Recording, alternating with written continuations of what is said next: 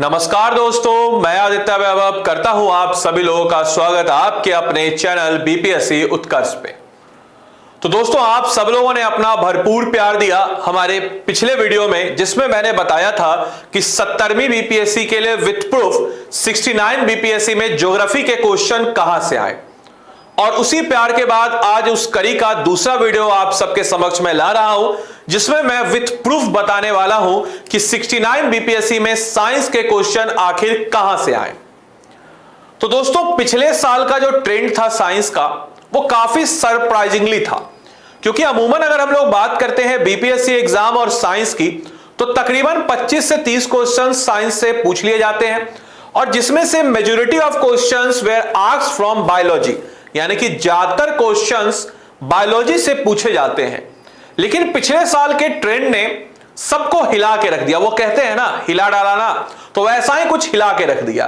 तो आइए बारीकी से करते हैं हम लोग एनालिसिस पिछले साल के साइंस के क्वेश्चनों को विद सोर्स, और ज्यादातर सोर्स एनसीईआरटी में ही थे। उन सारे सोर्स को मैं बताऊंगा, साथ ही साथ आपको किस प्रकार से साइंस की तैयारी करनी चाहिए 70वीं बीपीएससी के लिए, उसके बारे में मैं चर्चा करने वाला हूं।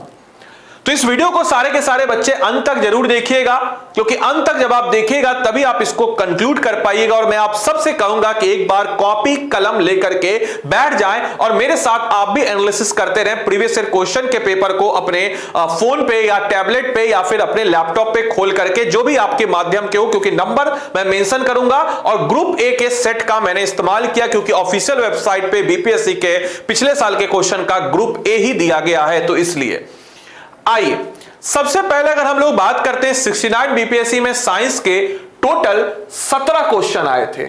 यह सरप्राइजिंगली था कि ज्यादातर अगर हम लोग बात करते हैं तो साइंस में अमूमन देखा जाए तो क्वेश्चंस के संख्या की मात्रा पिछले साल के बनस्पत अगर देखा जाए तो 30 होती थी, 25 से 30। लेकिन पिछले साल यह नंबर जो है महज 17 था, जिसमें सबसे ज्यादा सरप्राइज करने वाला था बायोलॉजी से, जहां पे हम देखते हैं कि महज 5 क्वेश्चन बायोलॉजी से बने थे, सिर्फ 5।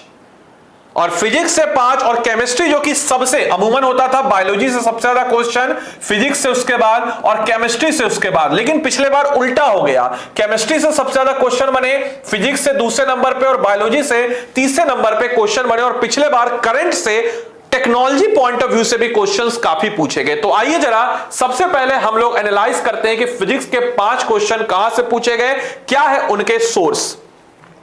तो सबसे पहले अगर हम लोग बात करते हैं फिजिक्स के क्वेश्चनों के बारे में, तो सबसे पहले अगर हम देखते हैं तो फिजिक्स का क्वेश्चन नंबर 15, यानी कि ये क्या है, ये सेट ए है।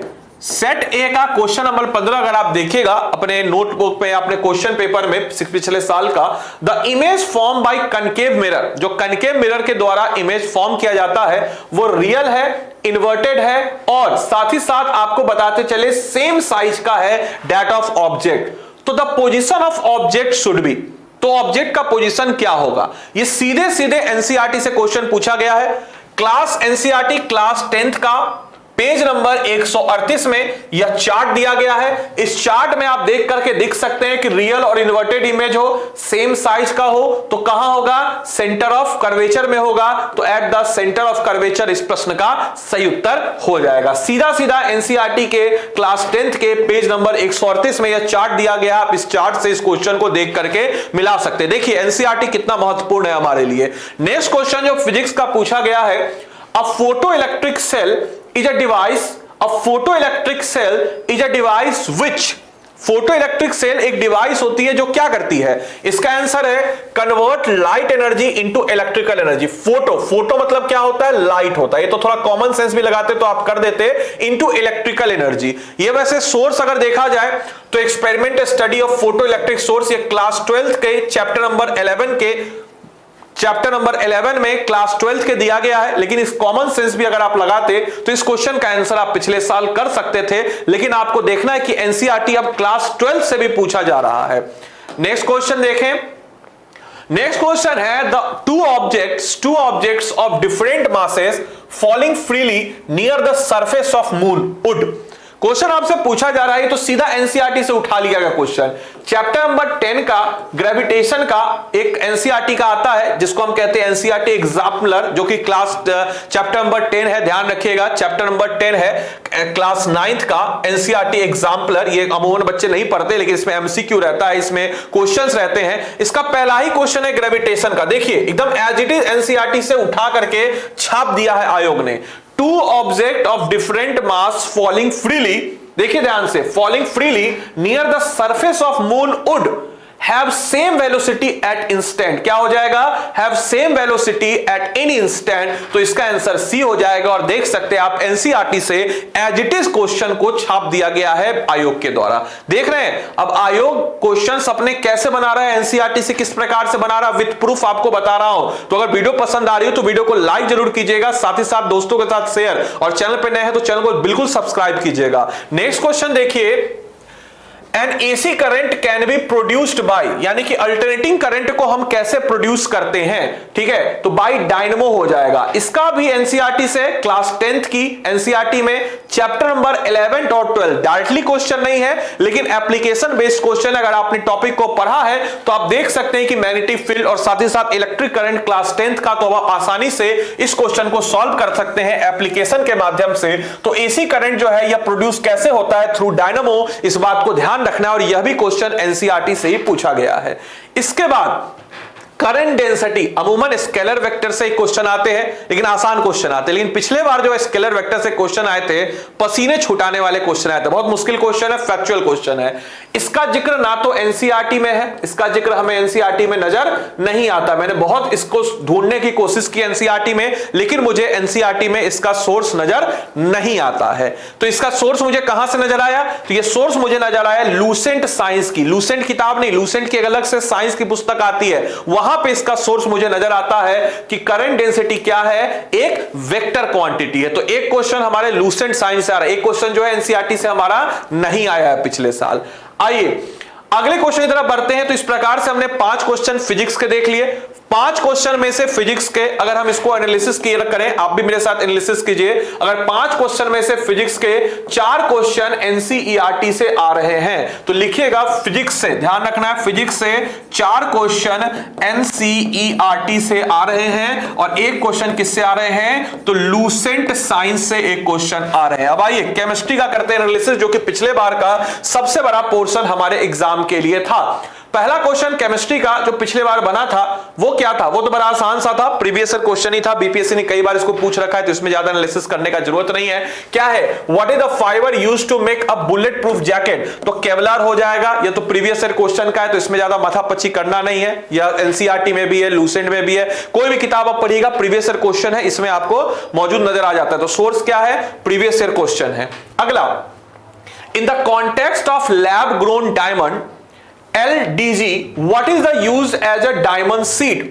देखिए यह क्वेश्चन क्या है, करंट का क्वेश्चन है। तो देखिए एनसीईआरटी भी करंट से पूछ रहा है। यह पिछली बार खबरों में थी, देखिए मैंने न्यूज़पेपर का एक आर्टिकल भी लगा रखा है, यह पिछली बार खबरों में थी जहां पे क्या लिखा जा रहा है कि एप्लीकेशन और seed diamond which carbon element mostly graphite. तो अब आपको अखबार पढ़ने की भी जरूरत है और अखबार के साथ साथ अपनी जो भी साइंस एंड टेक्नोलॉजी से इंपॉर्टेंट लगे उसको लिखने की जरूरत है। तो जवाब क्या हो जाएगा इसका, graphite is the right answer. तो सोर्स क्या है इसका, करंट अफेयर से। अगला क्वेश्चन देखा जाए, the amount of solute present per unit volume of per unit mass of solution solvent is known as dash in chemistry. ध्यान रखिएगा यह as it is NCERT class 9 के पेज नंबर 16 पे जाइएगा तो यहां पे आपको नजर आएगा the concentration of solution is the amount, क्या है, concentration of solution is the amount mass volume in same present in a given amount mass volume of a solution. और वही एज इट इज एमसीक्यू के form में पूछ दिया गया है। तो इसका सोर्स क्या है, डायरेक्टली क्लास 9th के एनसीईआरटी से यह क्वेश्चंस आपके समक्ष पूछे गए हैं। तो आप देख सकते हैं कि किस प्रकार से एनसीईआरटी पर हाईली निर्भर हो रहा है आयोग। अगले क्वेश्चन की तरफ बढ़ते हैं। ये देखिए, which among the following liquid is a bad conductor of electricity, निम्नलिखित में से कौन सा ऐसा द्रव्य है जो कि बिजली का एक बैड कंडक्टर है, एक ऐसा कंडक्टर जो कि कंडक्टर नहीं है बिजली का। अगर आप देखिए ओल्ड एनसीईआरटी जो कि क्लास 8 है, इसके पेज नंबर 175 पे आप जाएंगे तो एक चार्ट बना हुआ है। लेमन जूस क्या है? गुड कंडक्टर है, तो लेमन जूस हमारा क्या हो गया? गुड कंडक्टर हो गया। ऑरेंज जूस भी हमारा गुड कंडक्टर। साथ ही साथ when salt is dissolve in distilled water we obtain a salt solution, this is a conductor of electricity, यह भी क्या है? गुड कंडक्टर दिया गया है। तो बैड कंडक्टर इनमें से नन ऑफ द अबव हो जाएगा। और ये ओल्ड एनसीईआरटी अगर आप पढ़ रहे हैं तो आसानी से देख सकते हैं, पेज नंबर 175 में आप इस चैप्टर को, इस टॉपिक को क्लास 8 की एनसीईआरटी से आप कवर अप कर सकते हैं। इसके बाद अगर हम लोग बात करते हैं अगले केमिस्ट्री के क्वेश्चन की, तो अगला केमिस्ट्री का क्वेश्चन है what is the basis of most useful classification of medication in medical science. तो आपको जवाब देना है कि क्या बेसिक मोस्ट यूजफुल, अगर देखा जाए most useful classification of medication in medical chemistry पूछा जा रहा है तो इसका जवाब हो जाएगा मॉलिक्यूलर टारगेट। अब ये क्वेश्चन कहां से पूछा गया है? तो ये 12th क्लास की एनसीईआरटी से अमूमन नहीं पढ़ते हैं बच्चे, लेकिन मैं आपको रिकमेंड करूंगा कि एनसीईआरटी नोट्स जरूर पढ़ लिया करें सारे क्लास का। ये कहां से पूछा जा रहा है? तो एनसीईआरटी खासकर केमिस्ट्री इन एवरीडे लाइफ वाला जो टॉपिक है, मैं आपको बताऊंगा केमिस्ट्री इन एवरीडे लाइफ वाला जो टॉपिक है क्लास 12th की किताब में, उसको जरूर एक बार पढ़ लीजिएगा। चैप्टर नंबर 16 में on the basis of molecular targets, यहां पे देखिए the classification based on molecular target the most useful, देखिए एकदम वर्ड लिखा हुआ है most useful classification for medical, ध्यान रखना है फॉर अ मेडिकल केमिस्ट, इसको ध्यान रखना है मेडिकल केमिस्ट के लिए। तो directly as it is question आपके क्लास 12th के एनसीईआरटी से, तो मैं आपको रिकमेंड करूंगा कि एटलीस्ट आप सारे के सारे बच्चे जो हैं एटलीस्ट इसके नोट्स को जरूर पढ़ लिया करें एनसीईआरटी के। नेक्स्ट क्वेश्चन आइए देखते हैं, Which of the following slows down the reaction? इनमें से ऐसा कौन सा है जो रिएक्शन को स्लो डाउन करता है? तो आराम से आप इसका आसानी से उत्तर दे देंगे। कैटलिस्ट क्या होता है? तो कैटलिस्ट क्या करता है? It increase the rate of reaction without consuming it. Catalyst क्या करता है कि यह इंक्रीज करता है रेट ऑफ रिएक्शन। तो कॉमन सेंस भी आप लगाते तो आसानी से आप क्या कर देते? नन ऑफ द अबव टिक कर देते। क्यों? क्योंकि कैटलिस्ट क्या कर रहा है? इंक्रीज कर रहा है रेट ऑफ रिएक्शन, और तीनों क्या है? कैटलिस्ट है, तो ये तीनों नहीं होगा, नन ऑफ द अबव हो जाएगा। अब इसके बारे में कहां से हम जानकारी ले सकते हैं? तो क्लास 12th वही chemistry in everyday life chapter number 5 देखिए प्रमोटर एंड पॉइजन। पॉइजन क्या करता है? पॉइजन करता है रिएक्शन को स्लो डाउन, और कैटलिस्ट क्या करता है? रिएक्शन को हाई। तो कैटलिस्ट क्या करता है? रिएक्शन को हाई करता है, और सारा सारा यहां कैटलिस्ट का नाम लिखा हुआ है जो रिएक्शन को बढ़ाता है, तो नन ऑफ द अबव हो जाएगा। और यह भी आप आसानी से एनसीईआरटी में सॉल्व कर सकते थे। तो इस प्रकार से हमने देखा एनसीईआरटी के केमिस्ट्री का। एक और क्वेश्चन देखिए, एक और क्वेश्चन पिछले साल का, मैच वन लिस्ट विथ 1 2, इसमें क्या है? लिंसन। लिंसन क्या हो जाएगा अगर देखा जाए तो ये क्या हो जाएगा? इसकी बात करते हैं तो फ्लैक्स प्लांट। इसके अलावा च्योर क्या हो जाएगा? Coconut plant. और मोहायर क्या हो जाएगा? तो एगोरा कोट। और डाउन क्या हो जाएगा? तो ये हो जाएगा feather of duck and geese. तो यह question directly fibre to fabric वाले चैप्टर से, जो कि ओल्ड एनसीईआरटी का चैप्टर है, chapter number 7, chapter number 3 NCERT का, और चैप्टर नंबर 7 जो है यह ओल्ड एनसीईआरटी का फैब्रिक टू फैब्रिक जो है, फाइबर टू फैब्रिक जो है चैप्टर नंबर 3 क्लास 7 का, यहां से क्वेश्चन पूछा गया है, देख लीजिएगा ओल्ड एनसीईआरटी में। तो इस क्वेश्चन को भी आप कर सकते हैं। तो मोटा मोटी 7 में से अगर देखा जाए तो 7 में से 6 क्वेश्चन डायरेक्टली एनसीईआरटी से बने हैं। अगर हम लोग बात करते हैं केमिस्ट्री के, तो केमिस्ट्री में से 7 में से एनसीईआरटी की अगर हम लोग बात करते हैं तो केमिस्ट्री में से 7 में से 6 क्वेश्चन, याद रखना है 6 क्वेश्चन, 7 में से अगर हम लोग बात करते हैं तो 6 क्वेश्चन एनसीईआरटी से, और एक क्वेश्चन देखा जाए तो वह करंट से आपके बन रहे हैं। अब आइए बायोलॉजी का हम लोग समीकरण करते, तो देख रहे हैं अगर आप एनसीईआरटी पढ़े होते तो 10 नंबर आपका आसानी से इंश्योर होता। आइए बायोलॉजी के क्वेश्चनों को देखते हैं कि बायोलॉजी का एनालिसिस आखिर हमारे कहां पर किया गया है और किन क्वेश्चनों से बायोलॉजी के क्वेश्चन बने। आइए सबसे पहले बायोलॉजी का क्वेश्चन नंबर 4 पिछले बार पूछा गया था। यह क्वेश्चन आपके समक्ष है कि भाई taeniasis is an intestinal infection caused by the 3 species of tapeworm, Taenia solium, Taenia saginata and Taenia asiatica. ठीक है, यह स्टेटमेंट है। यह क्वेश्चन बहुत टफ था। When cysts develop in the brain, the condition is referred to as a neurocystosis (NCC). अब ये किसी भी बायोलॉजिकल के क्लासिकल सोर्स में हमें नजर नहीं आता है। ये कहां से क्वेश्चन है? तो करंट से क्वेश्चन है, करंट अफेयर्स का क्वेश्चन है। पिछले बार ये खबरों में था और WHO ने इसके बारे में एक वार्निंग जारी की थी और ये करंट का क्वेश्चन है। तो ऐसे बच्चे जो करंट अफेयर्स को गंभीरता से पढ़ रहे हैं वो आसानी से इसका उत्तर दे देंगे। तो बायोलॉजी का हमारा पिछले साल का पहला क्वेश्चन जो कहा था, मैंने सोर्स इसका क्या देखा, तो ये करंट अफेयर्स से सोर्स में था। इसके बाद आइए देखते हैं अगला question. Which among the following are not the test of tongue? इनमें से ऐसा कौन सा है जो टंग का टेस्ट नहीं है? एनसीईआरटी क्लास 7th में देखिए यहां पे लिखा हुआ है, क्या लिखा है भाई? Sweet, salty, sour and bitter. ये क्या है? टंग का टेस्ट है। तो देखिए स्वीट, ठीक है, देखिएगा ध्यान से, sweet, salty, sour and bitter, ये क्या है? टंग का टेस्ट है। आपसे क्या पूछा जाए? टंग का टेस्ट नहीं है। तो 1 2 3 6, 1 2 3 6 क्या है? टंग का टेस्ट है। देखिए जिसमें 1 2 3 6 होगा वो टंग का टेस्ट है। तो आपको क्या बताना है? जो टंग का टेस्ट नहीं है तो इसमें आप एलिमिनेट कर दीजिए। 2 है इसमें, तो ये एलिमिनेट हो गया, ठीक है, क्योंकि 2 क्या है? बिटर, बिटर टंग का टेस्ट है। इसमें क्या है? 1 है तो 1 भी एलिमिनेट हो गया। और इसमें क्या लास्ट में 6 है यानी कि सावर, ये भी एलिमिनेट हो गया। तो हमारा बचा क्या? 4 और 7, 4 और 7 यानी कि स्पाइसी और पंगनेट जो है ये टंग का टेस्ट नहीं है। तो इसीलिए इस प्रश्न का सही उत्तर क्या हो जाएगा? सी इज द राइट आंसर, क्योंकि नहीं पूछ रहा है। तो एनसीईआरटी अगर आप क्लास 7 का पढ़े हैं तो आप आसानी से इसका उत्तर दे सकते हैं। डायरेक्टली एनसीईआरटी के एक जो हम कह सकते हैं चार्ट बना हुआ है, उस चार्ट में आपको इस चैप्टर में नजर आ जाएगा। इसके बाद देखिए, आइए, Which of the following are the correctly matched? इनमें से कौन सा ऐसा है जो करेक्टली मैच्ड है? कॉमन सेंस का क्वेश्चन है। इंसोमेनिया काफी ज्यादा खबरों में रहा है, वर्कलोड क्या है? इंसोमेनिया क्या है? तो स्लीपिंग डिसऑर्डर है। इसमें इंसान क्या होता है कि सो नहीं पाता है, क्या है यह? तो स्लीपिंग डिसऑर्डर है, यह हाल ही में खबरों में रहा है। तो इसमें से कौन सा ऐसा जो करेक्टली मैच्ड क्या है? करेक्टली मैच्ड है। तो 2 करेक्टली मैच अगर आपको पता है तो ये सही है, ये सही है, ठीक है, ध्यान रखिएगा। Which of the following are correctly matched अगर आपसे पूछा जा रहा है तो ये जो है ये क्या है? 2 क्या है? इस क्वेश्चन के आधार पे देखिए, ईटिंग डिसऑर्डर जो कि गलत है, तो 2 क्या है? इनकरेक्टली है। 2 इसमें भी इनकरेक्टली है और 2 इसमें भी इनकरेक्टली है। तो बचा कौन सा? केवल 3 और 4। तो ये कॉमन सेंस लगा करके आप इसका उत्तर दे सकते हैं, क्योंकि इंसोमेनिया काफी ज्यादा खबरों में रहा है। इंसोमेनिया स्लीपिंग डिसऑर्डर है और जो कि मेंटल डिसऑर्डर जिसमें इंसान सो नहीं पाता है, और इसका गलत मैच है। तो ये दोनों गलत है, ये भी गलत है। तो बचा हमारा सी। तो एक कॉमन सेंस हम बायोलॉजी के इस क्वेश्चन को आसानी से सॉल्व कर सकते हैं। तो कोई भी चीज अगर आप पढ़ते हैं, सुनते हैं, तो उसको इस्तेमाल करना आपको आना चाहिए। इस बात को सारे बच्चों को ध्यान देना है। इसके बाद आइए देखते हैं एक और क्वेश्चन को। The DNA double helix structure was discovered by James Watt and franking Crick's. यह क्वेश्चन एनसीईआरटी क्लास 12th के बायोलॉजी के पेज नंबर 81 से देखिए डायरेक्टली पूछा गया है। डबल हेलिक्स, डबल हेलिक्स के बारे में क्या लिखा हुआ है? James Watson and Francis Crick's. यह डायरेक्टली लिखा हुआ है एनसीईआरटी से, क्लास 12th के बायोलॉजी से डायरेक्टली पूछा गया क्वेश्चन है। ध्यान रखना है आप सभी लोगों को, क्लास 12th के बायोलॉजी से।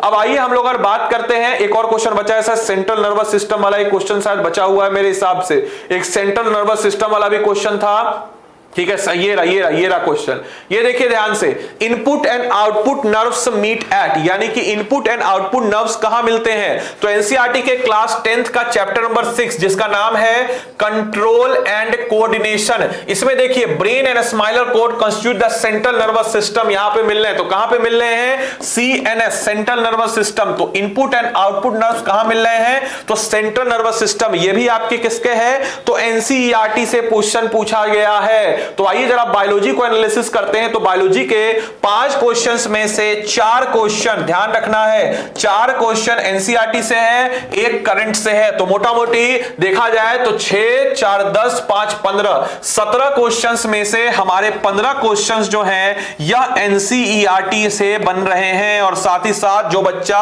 या कहीं से भी अगर आप एनसीईआरटी के मुताबिक अपनी तैयारी को कर रहे हैं तो आप आसानी से साइंस के टॉपिक्स को कवर अप कर सकते हैं। अब अगर आप अपनी तैयारी को अगले साल के लिए मजबूत करना चाहते हैं, ऐसे बच्चे जो अगले साल की तैयारी कर रहे हैं, 71वीं बीपीएससी की तैयारी कर रहे हैं, तो ध्यान रखिएगा हमारे पास है चाणक्य बैच, जिसमें क्योंकि हमें पता है एनसीईआरटी का महत्व, तो इसीलिए हम क्लास 6 to 12 सभी विषयों की कक्षा सबसे पहले एनसीईआरटी की करवाते हैं। और इस बैच का नाम क्या है? अधिकारी बैच। ये 2 साल का फाउंडेशन कोर्स है, 1800 प्लस घंटे की लाइव क्लासेस, कोर्स ड्यूरेशन 12 से 24। अगर आप में से कोई भी बच्चे अपनी तैयारी को मजबूती दिशा की तरफ ले जाना चाहते हैं तो अधिकारी बैच 5,785 रुपए में आप इसको परचेज कर सकते हैं। और ऐसे बच्चे जो एक साल का फाउंडेशन लेना चाहें 4500 इस कोर्सेज में प्रीलिम्स, मेंस और इंटरव्यू सारी की तैयारी की जाती है। हम आपको बुक्स मुहैया कराते हैं, रेगुलर डाउट क्लियरिंग सेशंस होते हैं, previous year question, monthly current affairs और बिल्कुल हमारी हाईली एनसीईआरटी बेस्ड और जो कॉम्पिटिटिव और जो हाईली बुक्स होती है उसके बेस से उससे रिलेटेड हम आपको तैयारी करवाते हैं। साथ ही साथ ऐसे बच्चे जो अलग से अपनी तैयारी करना चाहते हैं, बिहार स्पेशल लेना चाहते हैं, मुझसे बिहार स्पेशल वो उत्कर्ष के ऐप पे जाकर के बिहार स्पेशल फाउंडेशन बैच को परचेज कर सकते हैं। यह रिकॉर्डेड बैच है, किताब के दाम पे महज 300 रुपए में आपको यह कोर्स मिल जाएगा। तो ये वीडियो आपको कैसा लगा जरूर बताएं कमेंट बॉक्स में, और साथ ही साथ इस एनालिसिस से आपको कितना फायदा हुआ है, आपको अगला कौन से वीडियो पे चाहिए, कौन से सब्जेक्ट पे चाहिए आपको इस प्रकार का वीडियो, उसको जरूर आप लोग बताएं। साथ ही साथ इससे पहले मैंने ज्योग्राफी के बारे में आपको बता रखा है, तो ज्योग्राफी का वीडियो भी सारे बच्चे जरूर देख लेंगे। और आगे कौन से सब्जेक्ट का आपको चाहिए इस प्रकार का एनालिसिस, यह भी जरूर मुझे कमेंट बॉक्स में लिख के बताएं और अपने दोस्तों के साथ जरूर शेयर करें और वीडियो को जरूर सारे बच्चे लाइक करें। Thank you and thanks for watching this session.